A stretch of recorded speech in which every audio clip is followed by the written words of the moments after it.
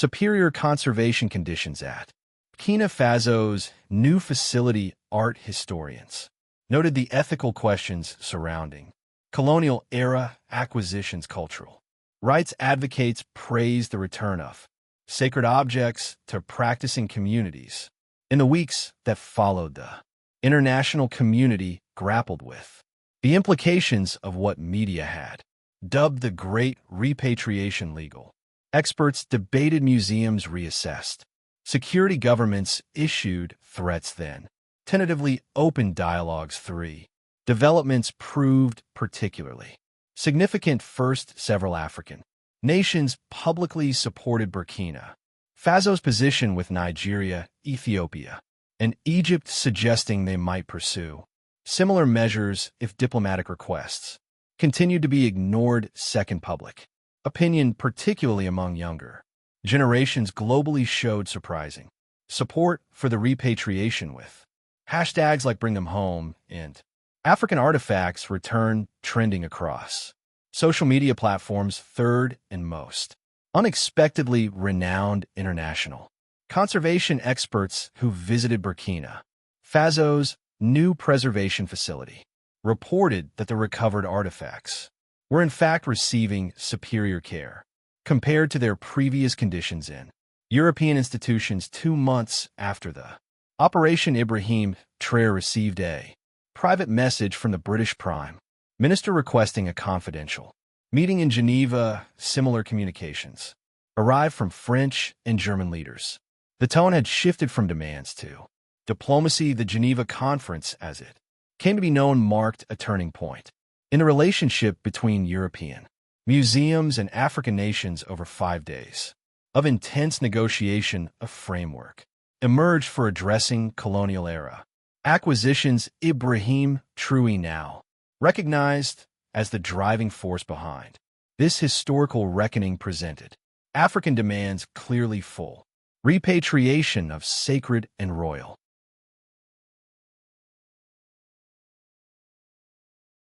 artifacts, shared stewardship of certain historical items, and formal acknowledgement of the colonial looting that had dispersed Africa's heritage.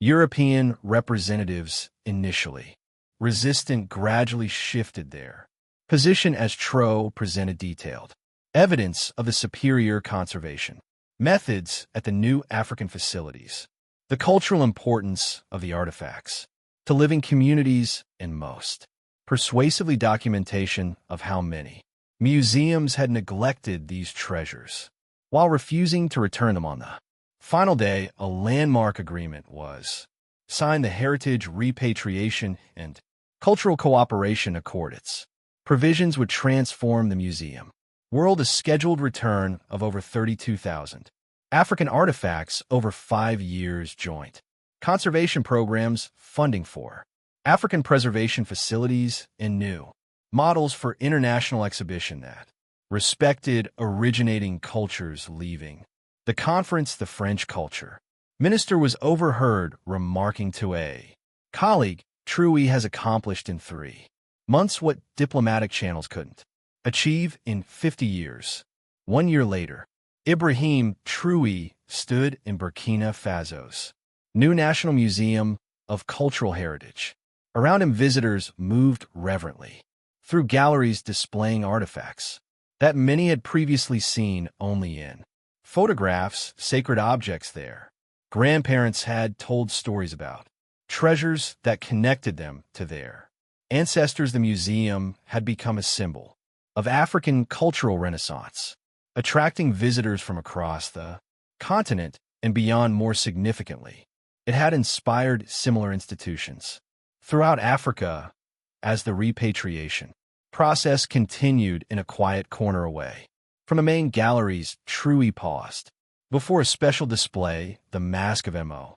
Naba, his grandfather's sacred charge, finally returned. Beside it stood an elderly man, tears streaming down his face. "My father spoke of this mask," the man said softly, not recognizing Traoré. Without his presidential attire, he said, its return would signal a new era for our people. Traoré nodded. "And has that New era begun, elder the man considered. This then smiled, yes, not just because the mask has returned, but because we brought it back ourselves. We did not ask permission, we did not beg, we acted as a sovereign people reclaiming what is rightfully ours. As Tro moved to leave, the man asked, do you think the Europeans have learned from this? Traoré paused, some have, others resist.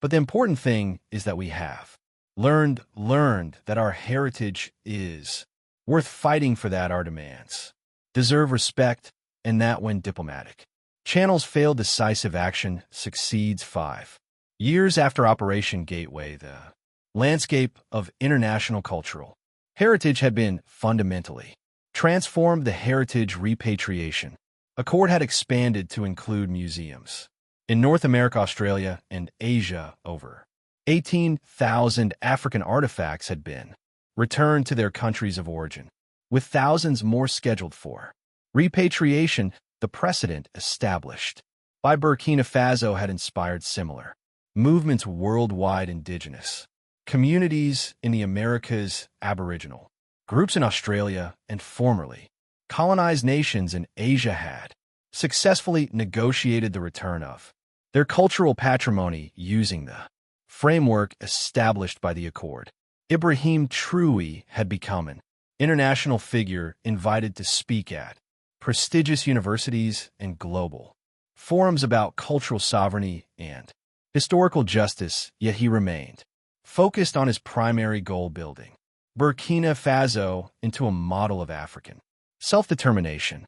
The National Museum had expanded into a cultural heritage complex, including research facilities, conservation laboratories, and educational centers that attracted scholars and students from around the world. Burkina Faso's expertise in artifact preservation had become internationally recognized, inverting the colonial narrative that Africans couldn't properly care for their own heritage. Most significantly, the artifacts themselves had been reintegrated into the cultural life of their communities. The sacred drums of the Bobo people once more called to ancestors during ceremonies. The royal staff of the Mossy kings again stood as a symbol of legitimate authority. The masks of the Boa danced in festivals for the first time in generations. What European museums had treated as static art objects had become once again living components of vibrant cultural traditions. As evening fell, Tro stood on his office balcony watching the lights of the Cultural Heritage Complex glow in the distance. He thought about his grandfather, who had died never knowing what happened to the sacred mask he had sworn to protect. He thought about generations of Africans who had lived and died without seeing their cultural treasures. We did it, he whispered to the night air. We brought them home.